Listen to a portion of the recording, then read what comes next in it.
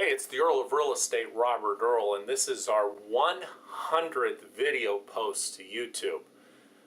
Exciting for us. Never thought I'd get to that point, and wanted to do something special with today's video. In this video, we're going to cover some of the real estate stories that we've seen online, something I've been thinking about doing for a while. Let you know what we think about the story.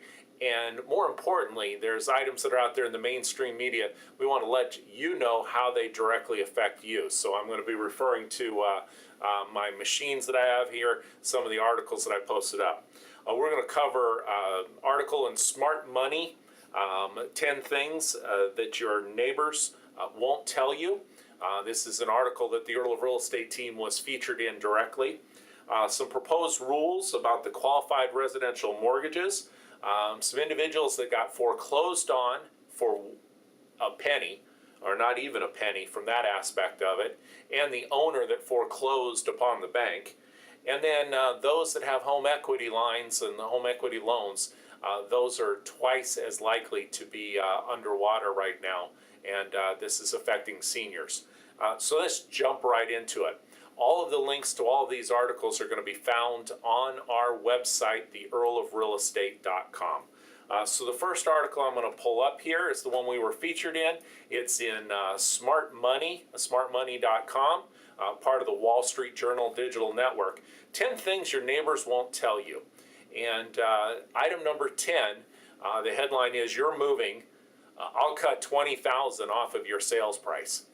And what we see and what happens is that neighbors know a lot more about sellers' properties than the sellers want to tell you.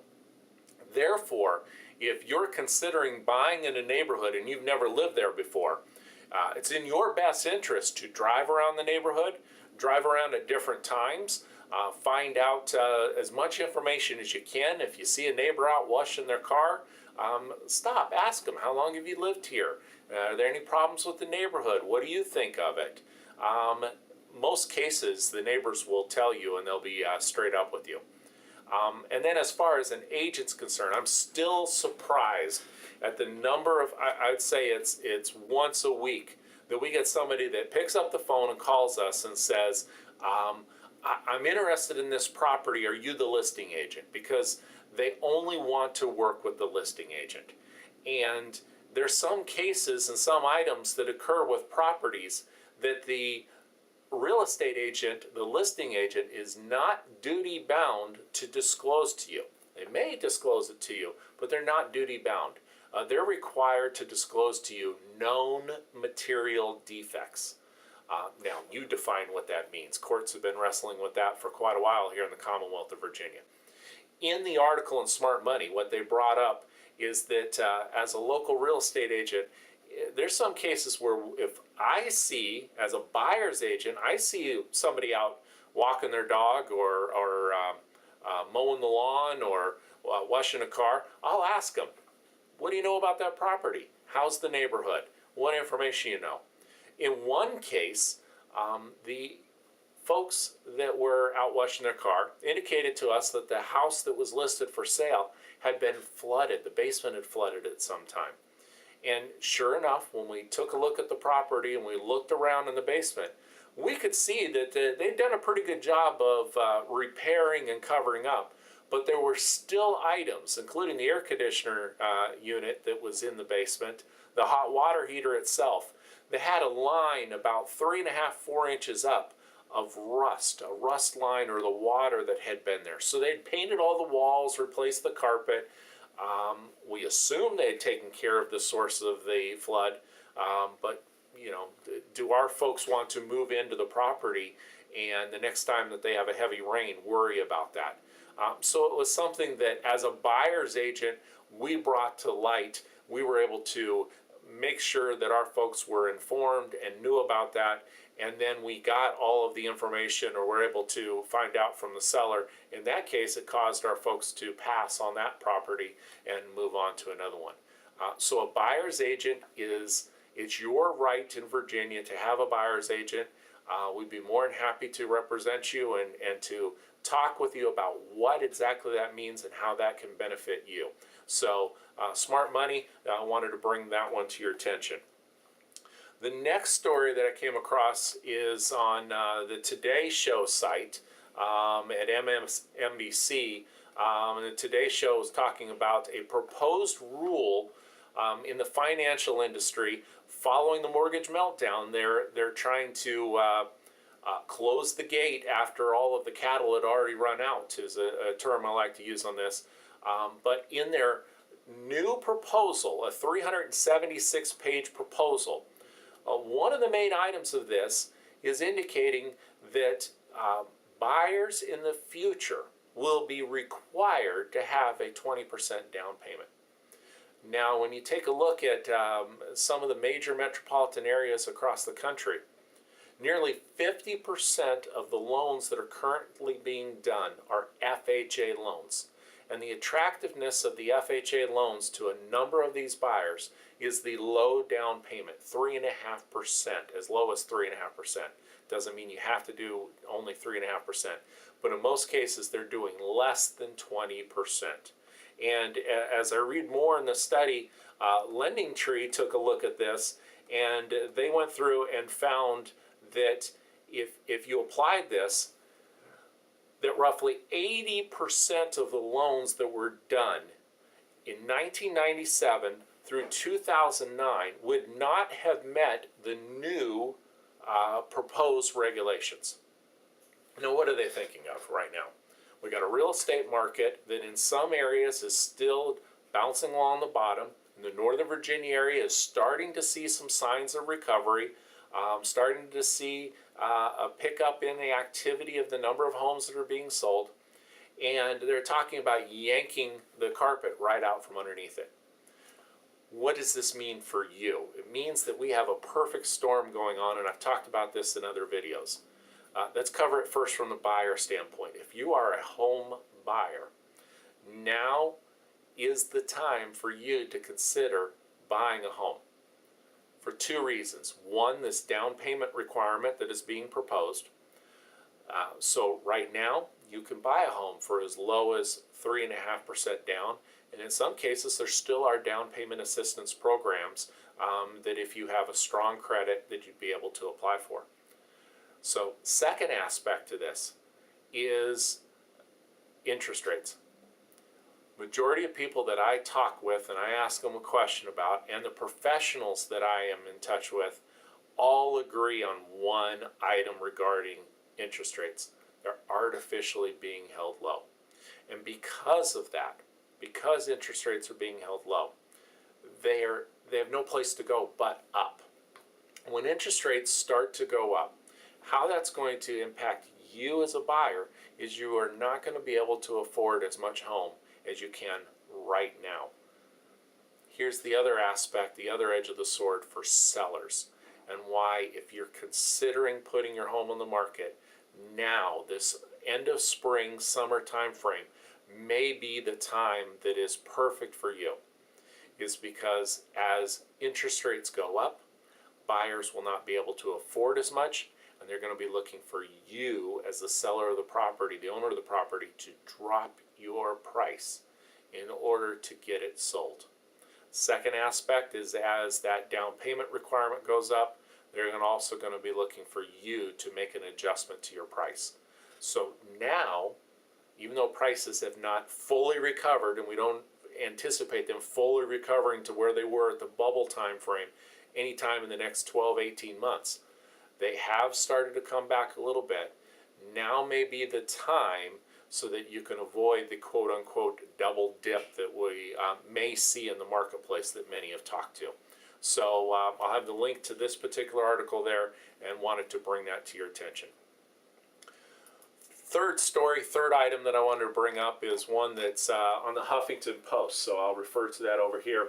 Huffington Post, they also have a video from a news story on that, so you check it out.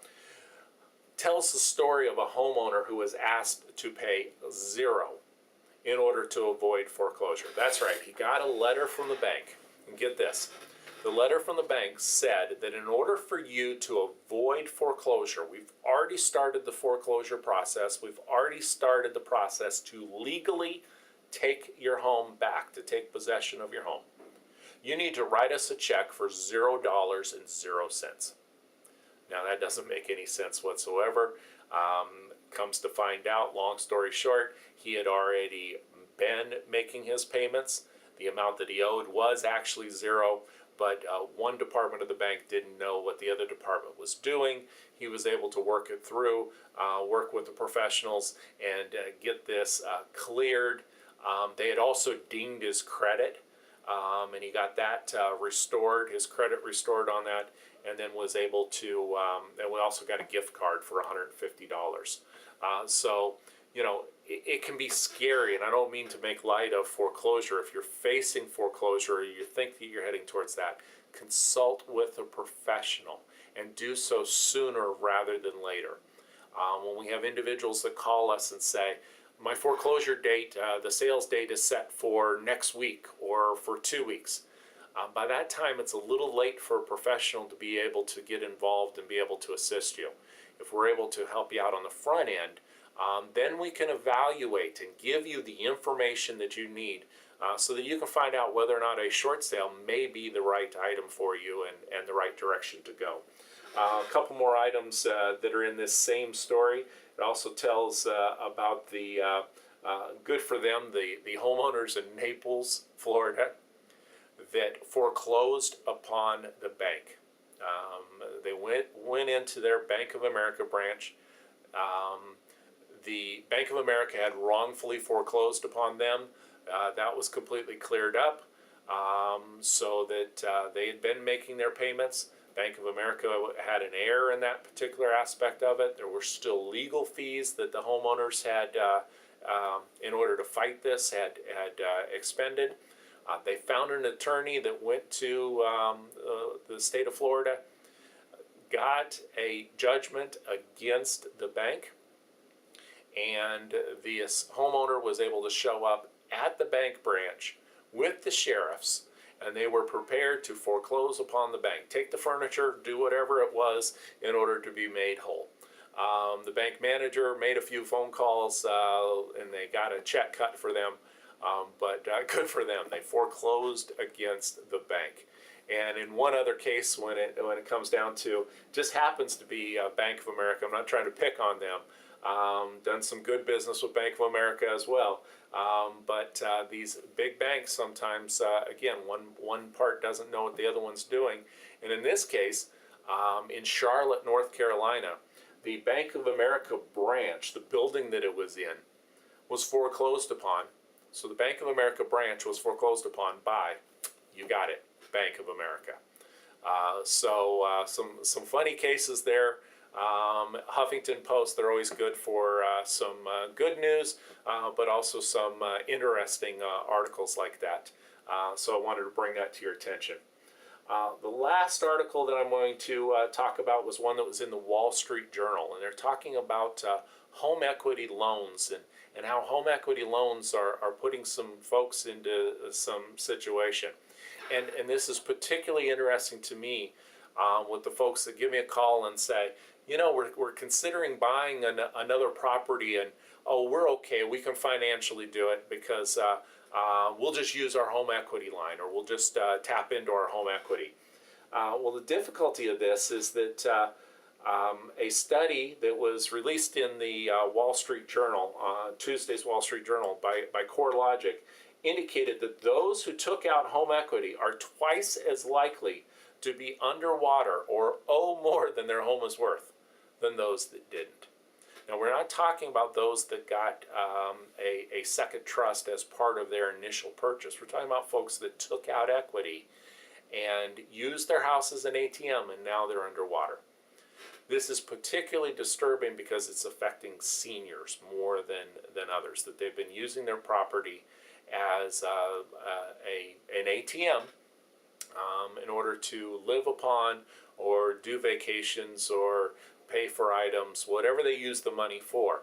Now that values have declined in the properties, they're stuck. They're in a difficult situation, and if a hardship comes up, then they're facing the difficulties or potentially a foreclosure because the second trustee could initiate that process as well. So again, if this is anything that you're facing, or if you know of someone that is, have them give us a call, 571-926-9230. We'll do a confidential, no judgment. We're not going to point fingers or judge you for being in that position. Lots of folks are, and that's what the article's posting has information about. We're going to give you the straightforward alternatives towards you just giving the bank your home. If you have a hardship, then we can work through that with the bank, investigate whether or not a short sale would be right for you, and be able to assist you. So all of the links to all of these articles are going to be on the earlofrealestate.com. You can also find us on Facebook, Twitter, Active Rain, lots of different social media outlets.